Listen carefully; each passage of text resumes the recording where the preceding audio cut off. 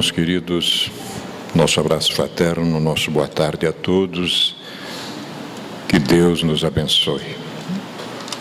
Chegamos no nosso horário da nossa atividade, da exposição doutrinária, que serão ideias que nos serão propostas para que a gente possa refletir em torno dessas questões do espírito imortal. É uma alegria muito grande vê-los novamente na nossa sociedade e que aquilo que estamos buscando é o nosso desejo do fundo do coração que nós possamos encontrar nesta tarde e noite.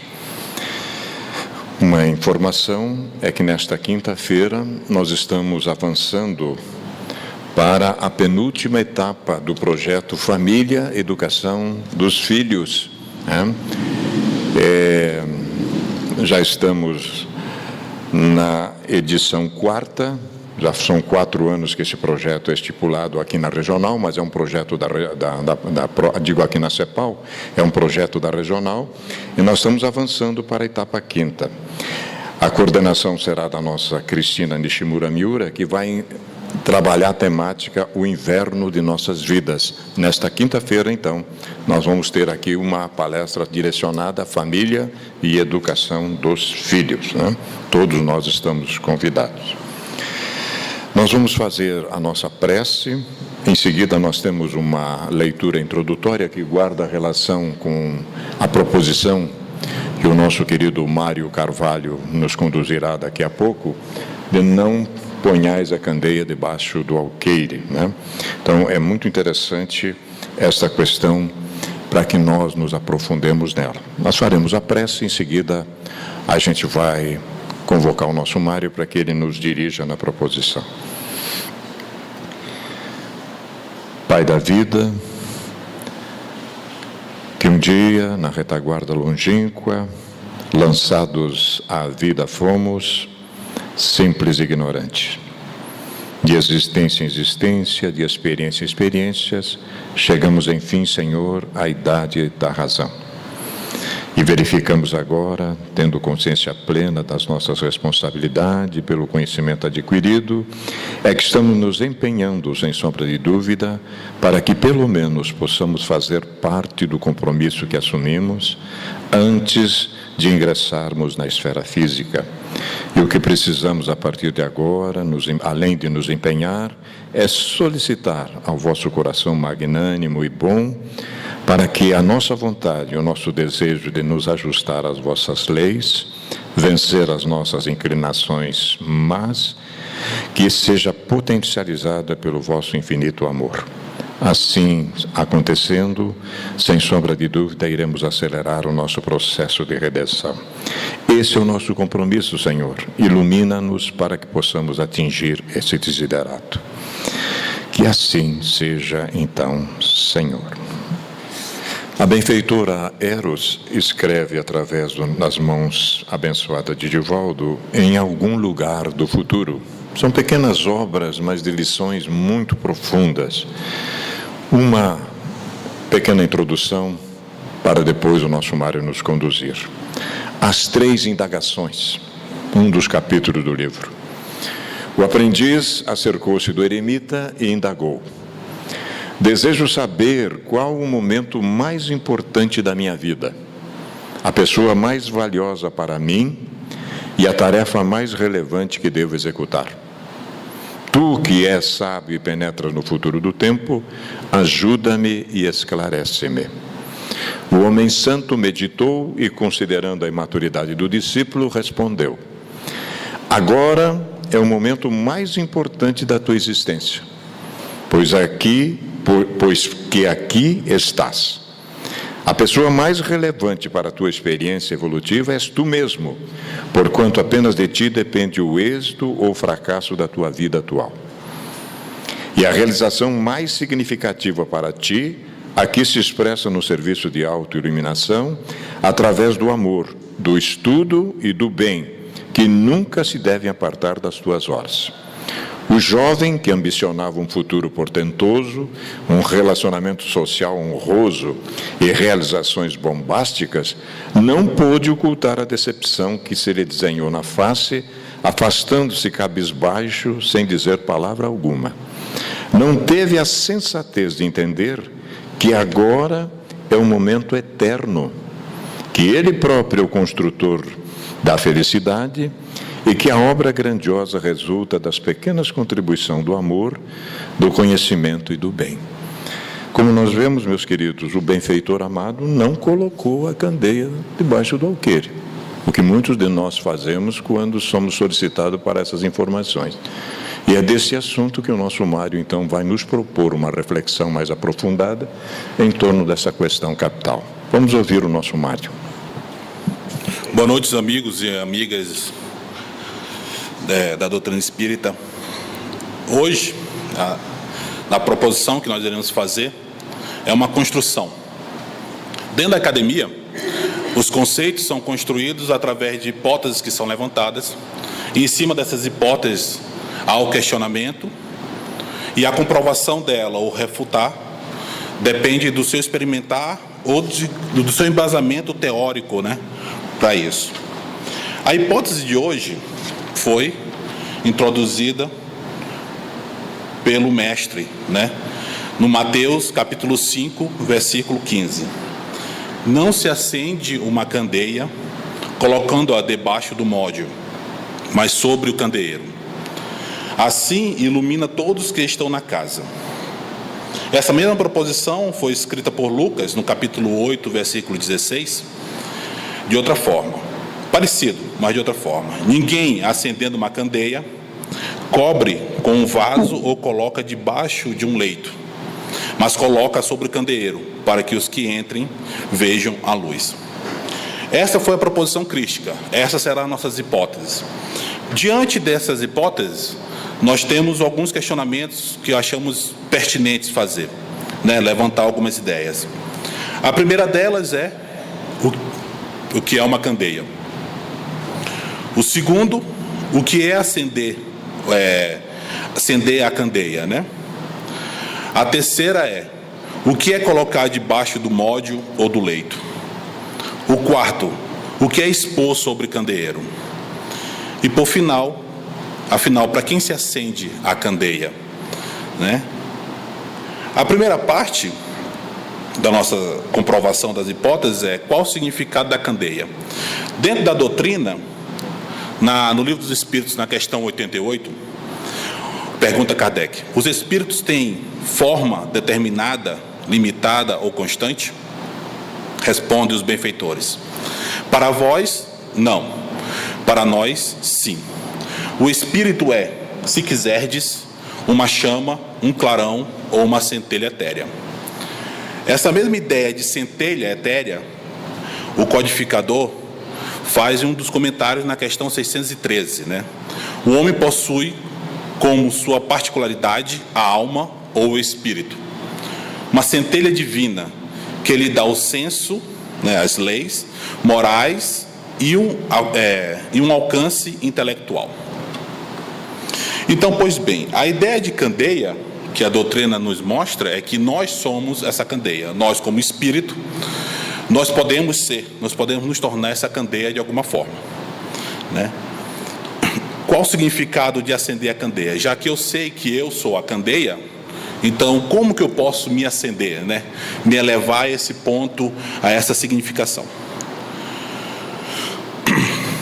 Dentro do Evangelho segundo o Espiritismo, no capítulo 24, que por sinal é o mesmo, não ponhais a candeia debaixo do alqueire, no item 4, Kardec nos chama a atenção. Porque chegado a certo grau de desenvolvimento, os homens procuram por si mesmos a luz viva, a obscuridade lhe pesa. Ok, luz viva, obscuridade, o que significa tudo isso? Na questão do Livro dos Espíritos 919A, que 919 pergunta o meio, né? Como você pode evoluir, né? A forma mais prática. Então, se a gente fizer uma analogia de evolução com acender candeia, então qual seria o meio mais rápido de eu me tornar esta candeia para toda a comunidade, para os nossos irmãos da raça humana? Responde o benfeitor Agostinho, né? Santo Agostinho: fazei o que eu fazia quando vivi na terra. No fim de cada dia, interrogava a minha consciência. Passava em revista o que lhe havia feito e perguntava a mim mesmo se não tinha faltado ao cumprimento de algum dever, se ninguém teria motivo para se queixar de mim. Foi assim que cheguei a me conhecer e ver o que em mim necessitava de reforma. Então a ideia de Agostinho é: eu sou a candeia, então a maneira de eu me acender, de eu me tornar, né, eu sou uma chama, a maneira de eu me tornar essa candeia é me autoconhecer, né? É procurar mudar os meus vícios por qualidades. Dentro do Evangelho também tem uma parte interessante em Lucas, capítulo 11, versículo 35 e 36. Fala o evangelista: portanto, examina-se. A luz que há em ti não é treva. Portanto, se teu corpo inteiro for luminoso, não tendo parte alguma escura, será totalmente luminoso, como quando a candeia te ilumina como um raio. Para Emmanuel, na questão 220 do Consolador, ele responde: o que crê apenas admite, mas o que se ilumina vibra e sente. Para Joana, a ideia de acender a candeia, né? O homem viaja no livro As Leis Morais da Vida. O homem viaja com seus formidáveis bólides espaciais para fora da órbita da Terra e, todavia, não se conhece a si mesmo. Descobre o mundo que o fascina e não se penetra das responsabilidades morais que lhe cabem. Então, para os benfeitores que escrevem para a doutrina espírita, o que falta muitas vezes em nós é a busca desse autoconhecimento, né? É procurar nos olharmos dentro realmente, tirarmos nossas máscaras materiais que nós usamos na sociedade, para percebermos o que realmente precisa ser mudado em nós, o que precisa ser melhorado em todos nós. Tá, e basta ter só esse autoconhecimento, ou será que algum dia, é uma pergunta que devemos fazer, houve algum exemplo na Terra de uma pessoa que eu poderia seguir como modelo? Se existe algum manual, ou se existe algum mecanismo de alcance para que essa minha ascensão da minha candeia pessoal se torne mais rápido, né? Ou seja, os bons espíritos, os benfeitores já disseram para a gente: bichinho de orelha, trilha esse caminho aqui que você vai chegar mais rápido ao seu destino, né? Que é a perfeição. Perfeição relativa, claro, né? Então, essa é a pergunta que eu me fiz durante a execução da construção da palestra. Existe um modelo, ou existiu um modelo, um manual ou um mecanismo para se acender a candeia, né? Porque a ideia de autoconhecimento, quando eu vou me ver, ok, eu me vejo e vejo que ainda falta muito, mas existe algum modelo, alguma coisa que eu posso considerar perfeita relativamente à minha pessoa, para que eu possa seguir o exemplo, se for uma pessoa, se for um manual, um livro, alguma coisa que eu possa segui-lo, né? E por incrível que pareça, existe os três, né? O primeiro é o modelo, né? O modelo dentro da doutrina espírita, na questão 625, qual o tipo mais perfeito que Deus ofereceu ao homem para lhe servir de guia e modelo? A resposta dos benfeitores, lógico, foi o Mestre Jesus. A ideia de Jesus ser o guia e modelo para Amélia Rodrigues, ele é muito mais do que isso, né? Ele seria a candeia que todos nós deveríamos ter como modelo. Ela fala dele: a luz clareia e penetra, espancando as trevas. Muitos preferem a ignorância para não carregar a luz da responsabilidade. Jesus é a luz do mundo, como fala Amélia Rodrigues na lição Luz do Mundo, do livro Luz do Mundo. Lição 9, Luz do Mundo, do livro Luz do Mundo. Luz do Mundo. Outra ideia interessante, que é composta pelos benfeitores, é da benfeitora Joana de Ângeles, no livro As Leis Morais da Vida, lição Leis Morais da Vida, e do livro Leis Morais da Vida. Entre todos, foi Jesus o protótipo da misericórdia divina, o tipo mais perfeito que Deus tem oferecido ao homem. para lhe servir de guia e modelo, o próprio Rei Solar. E para Emmanuel, em O Consolador, na questão 235, em se tratando de iluminação espiritual, não existe fonte alguma além da exemplificação de Jesus, no seu Evangelho de verdade e vida. O homem, o modelo de Jesus é definido e único para a realização da luz e da verdade em cada homem. Então, de acordo com a doutrina, que é o nosso embasamento teórico e os benfeitores que a rodearam, Jesus é o nosso modelo e guia, é o nosso norte que devemos seguir. Existe um manual, né? Já que existe um modelo, existe um manual, alguma coisa que possa exemplificar tudo isso para nós? A primeira ideia que eu achei foi também da Joana, na lição 19, Consciência de Si Mesmo, do livro Iluminação Interior. Quem busca a verdade não se contenta com as fantasias. Eu achei forte essa frase porque a ideia de analogia que eu estou querendo construir aqui, do manual, é uma verdade, né? Uma verdade que deve ser seguida, uma verdade que tem que ser eterna e imutável. Tão eterna e tão imutável como o próprio Deus. Aí o questionamento que a gente se faz é: quais seriam essas verdades? Né? Ou qual é a verdade dentro dessa ideia? Mas antes, o conhecimento da verdade dilata os horizontes do entendimento intelectual e racional do espírito, a fim de que se possa aplicar ao dever essencial, ao invés de deter-se nas banalidades que procura transformar em fundamental a felicidade.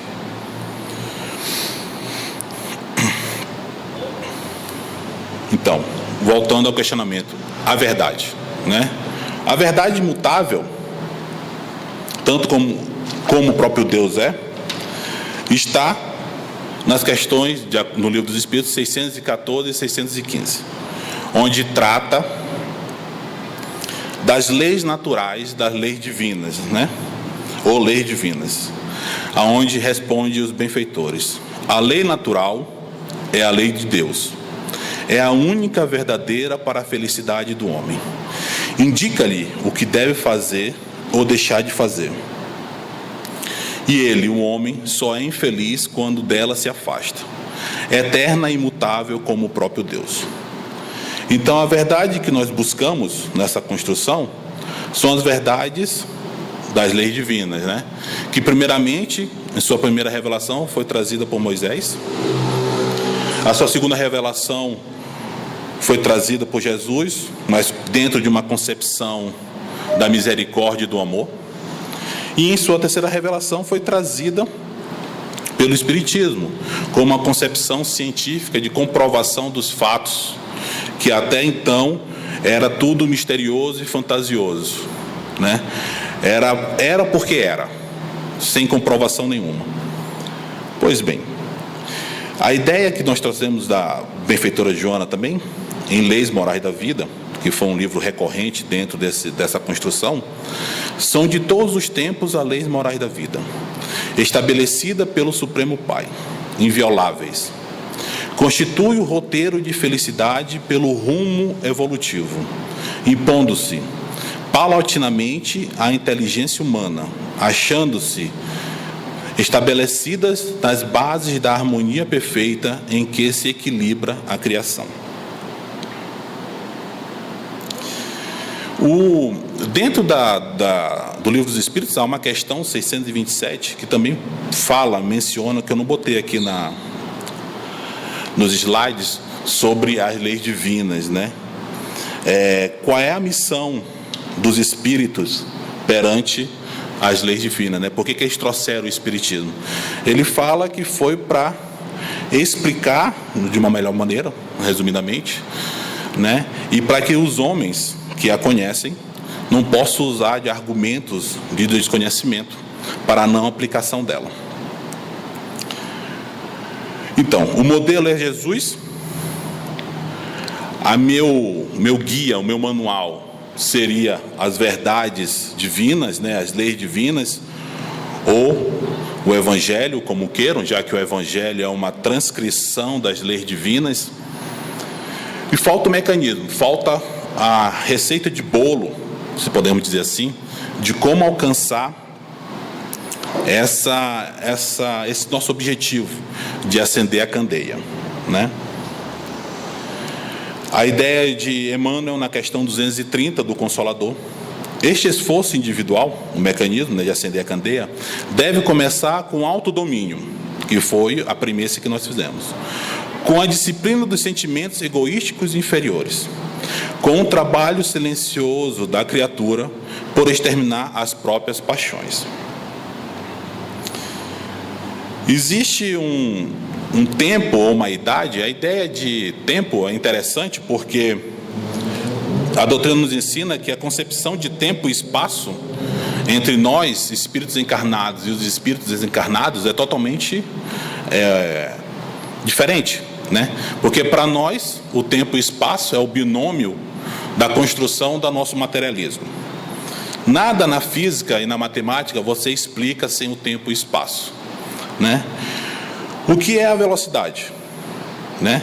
É a posição ou espaço que se movimenta no tempo, que se desloca no tempo, né? A nossa aceleração é a nossa velocidade no tempo. Força é a nossa massa vezes a aceleração, seja ela gravitacional ou não. E energia, que é o que agora nós estamos abrangendo mais nossos estudos, é massa mc ao quadrado. Massa vezes a aceleração a velocidade da luz ao quadrado. E para os espíritos, a ideia de tempo e espaço, como o nosso não tem essa ideia da grandeza, porque para eles, o que é o tempo? O que seria mais ou menos meia hora para eles? Um espírito que é imortal? Nada. O que é meia hora para nós? Em meia hora de conversa que nós teremos, quantas pessoas desencarnaram no mundo? Quantas pessoas reencarnaram no mundo? Quantas pessoas estão passando fome? E quantas estão desperdiçando o alimento? Quantos de nós estão passando pela doença, aceitando ela de uma forma amistosa, que serve apenas como um degrau para a nossa evolução? E quantos de nós estão revoltados com essa mesma doença, em uma casa diferente da nossa, porque acha que Deus está nos culpando, está nos punindo por alguma coisa que achamos que não fizemos? Quantas famílias estão crescendo agora, nesse exato momento, estão sendo construídas, e quantas destruídas, né? É interessante essa ideia de tempo para nós. Para os espíritos desencarnados, o tempo não significa nada. 30 minutos de conversa para um espírito imortal não é nada. Assim como uma encarnação é um segundo, né? Um século, sei lá, uma ideia, uma concepção, uma analogia de um dia, talvez, né? Mas deixamos a reflexão para mais tarde, para quando terminarmos a construção, na hora das conclusões. A ideia também do Emmanuel, na questão 219, do Consolador, ele fala: o trabalho de autoevangelização, porém, é firme e imperecível. Só o esforço individual no Evangelho de Jesus pode iluminar, engrandecer e redimir o espírito, porquanto, depois de vossa edificação com o exemplo do Mestre, alcançareis aquela verdade que vos fará livre.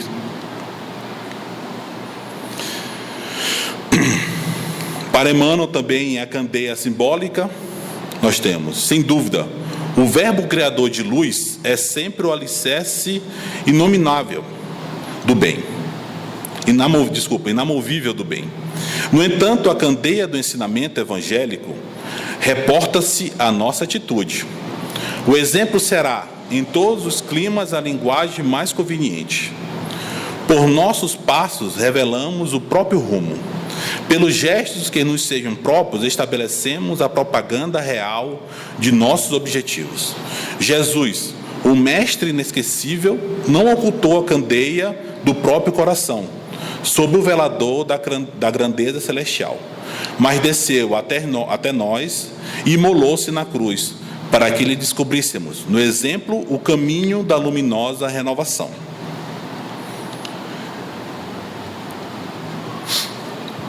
Emmanuel também continuando na questão 218, Consolador. A necessidade imediata nos arraiais espíritas, leiam arraiais espíritas como o mundo todo, é a do conhecimento e aplicação legítima do Evangelho, da parte de todos quantos militam nas suas fileiras, desejosos de luz e de evolução. O trabalho de cada um na iluminação de si mesmo deve ser permanente e metodizado. As luzes interiores somente conseguidas à custa de grande esforço e trabalho individual. Então, a construção que nós estamos tendo dos benfeitores é que a autoiluminação em busca das nossas trocas dos vícios pelas nossas qualidades tem que ser não somente filosófica, né? Há um mais que a doutrina espírita nos propõe. Allan Kardec, se nós fôssemos revisar toda a sua codificação, há um verbo que ele escreve sempre em sua codificação: praticar, praticar, praticar. Para Kardec, o mantra praticar é o mesmo que foi para o Chico, né? Disciplina, disciplina, disciplina. Então, um autoconhecimento por si só é um passo. A busca do Evangelho, seguir Cristo, é um passo. Mas devemos sempre pôr em prática. Não pegar esse tesouro e guardar para todos nós. Essa é a ideia do Evangelho. Pegar o tesouro que os enviados de Cristo e de Deus vieram até nós, nos deram, e pegar isso e pôr em prática. Mas, continuando a construção. A ideia da benfeitora Joana de Ângeles, a segunda lição da busca da iluminação, segue em harmonia, preocupa-te em ser fiel aos compromissos para com a tua elevação espiritual. Busca a autoiluminação, mediante a qual disporás dos instrumentos sublimes do amor para alcançar outras metas, servir, passar, deixar pegadas identificadoras da felicidade, mãos vazias e coração repleto de bênção. Tendo em vista a ideia que os benfeitores nos passam, um questionamento que ficou para mim foi: qual o significado, então, já que o mestre propôs da gente expor essa candeia sobre o candeeiro? O que seria expor ou esconder, né?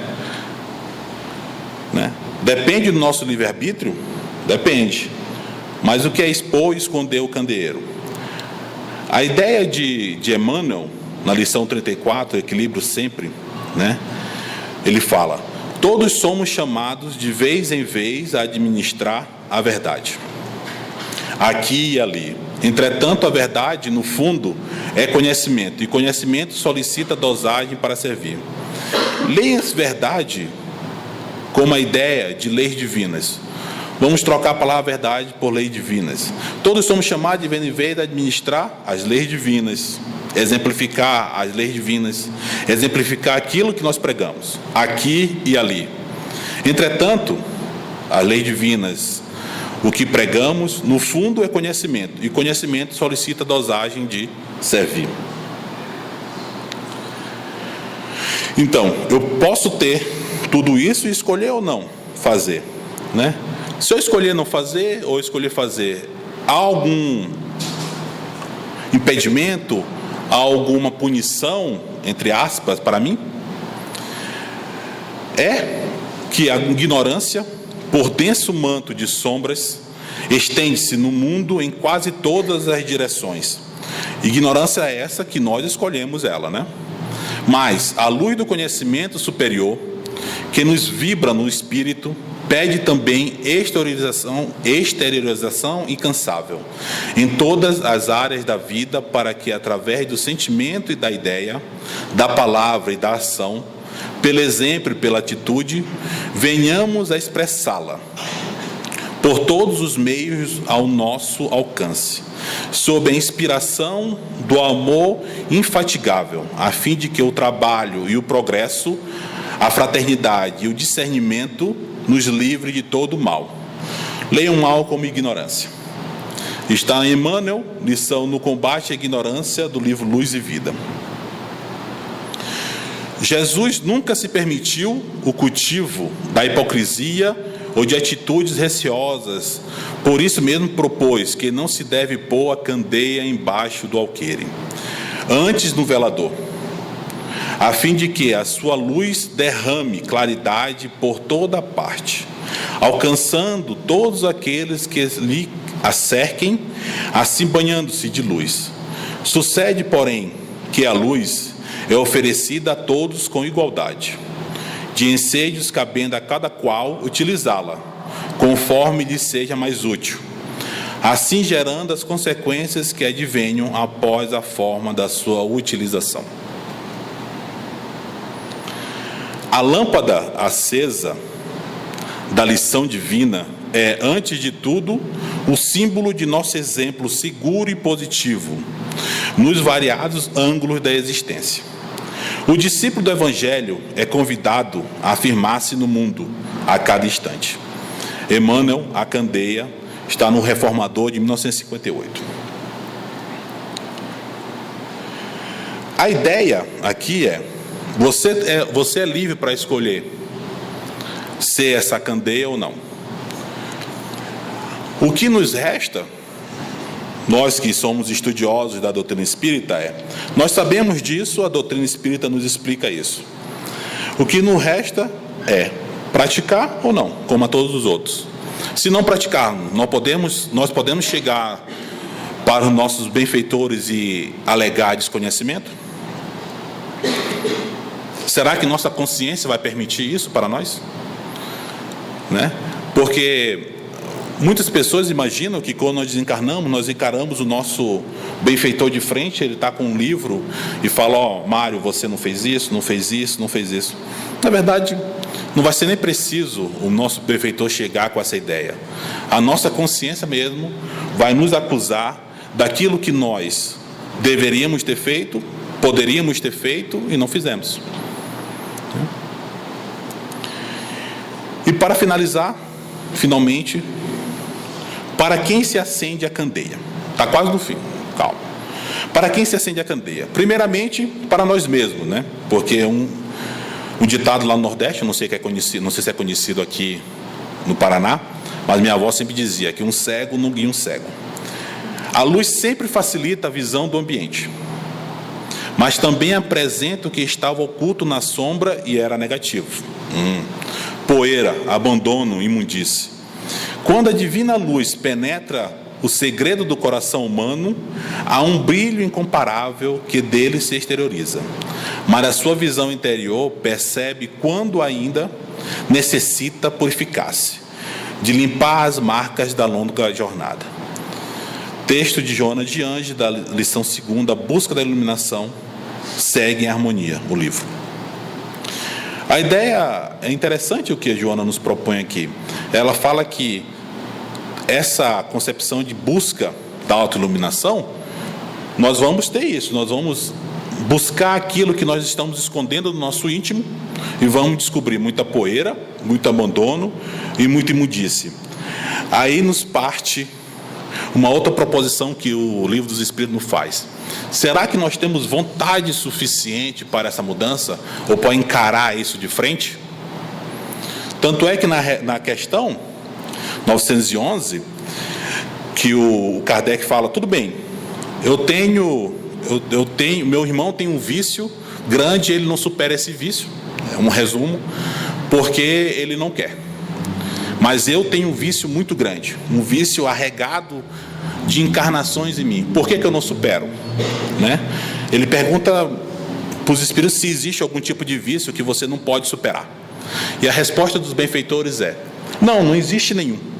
O que falta, na verdade, para nós é vontade, né? Vontade de superar essas questões íntimas, de encontrar o mar interior, de olhar para o mar e ver a poeira, o abandono e a imundície.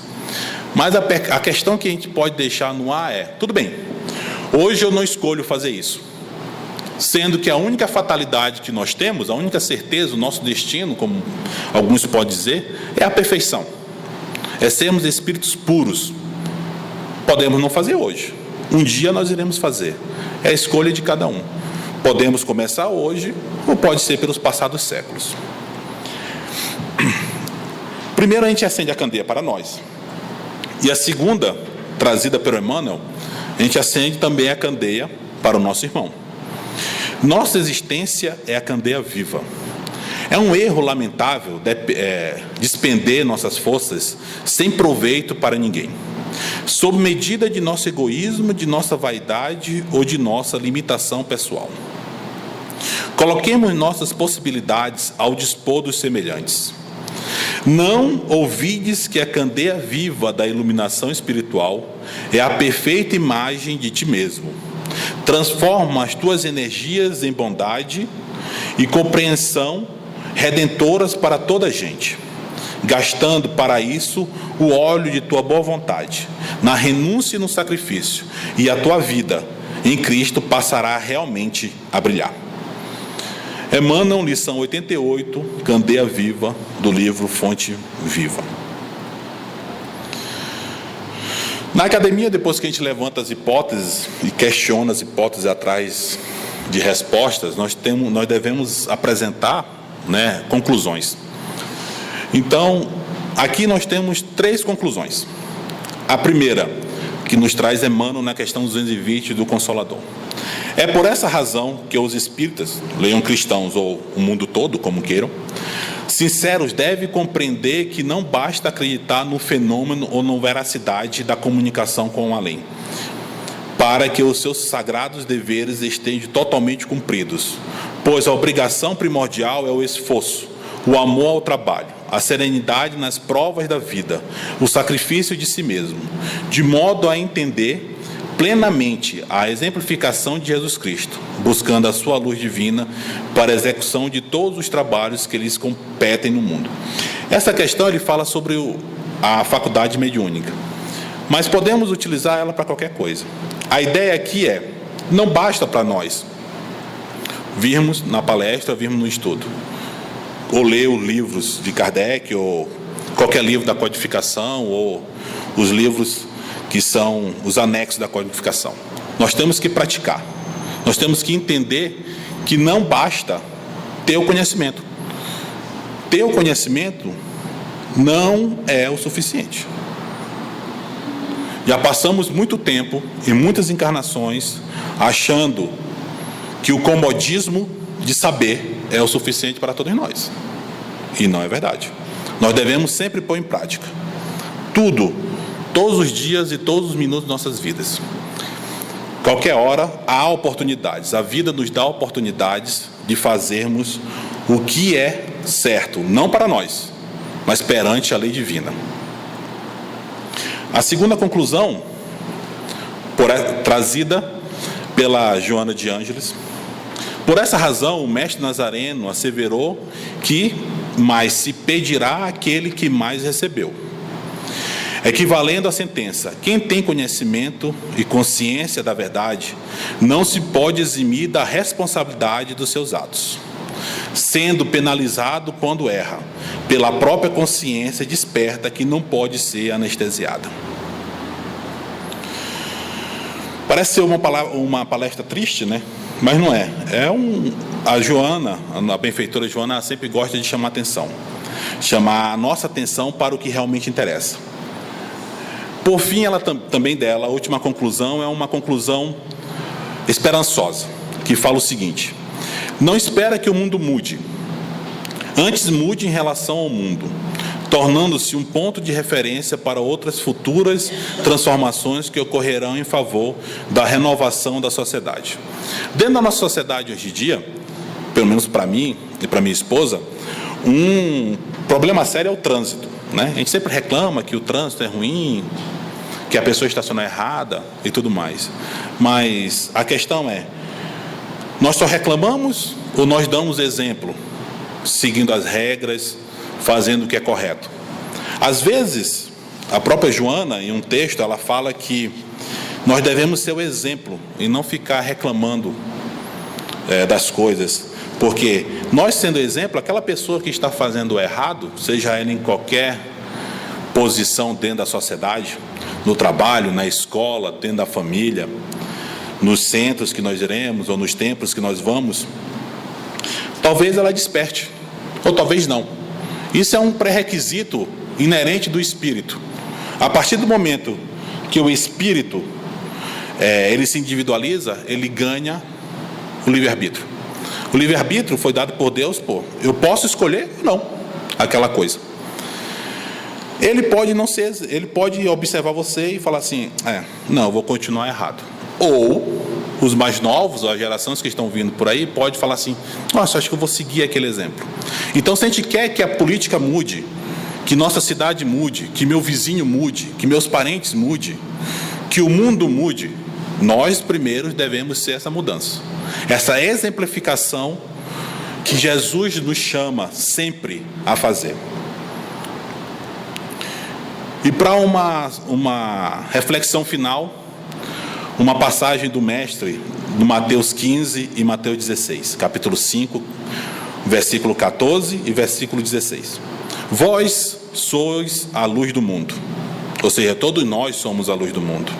Da mesma forma, brilhe a vossa luz diante dos homens, para que vejam as vossas boas obras e glorifique vosso Pai, que está no céu.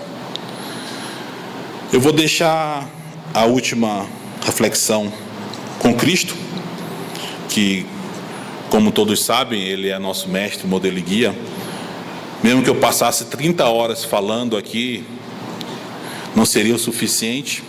É melhor deixar as últimas palavras com eles e fazer o mesmo questionamento. Senhores, vou fazer a mesma afirmação. Não ponhais a candeira debaixo do alqueire. Obrigado.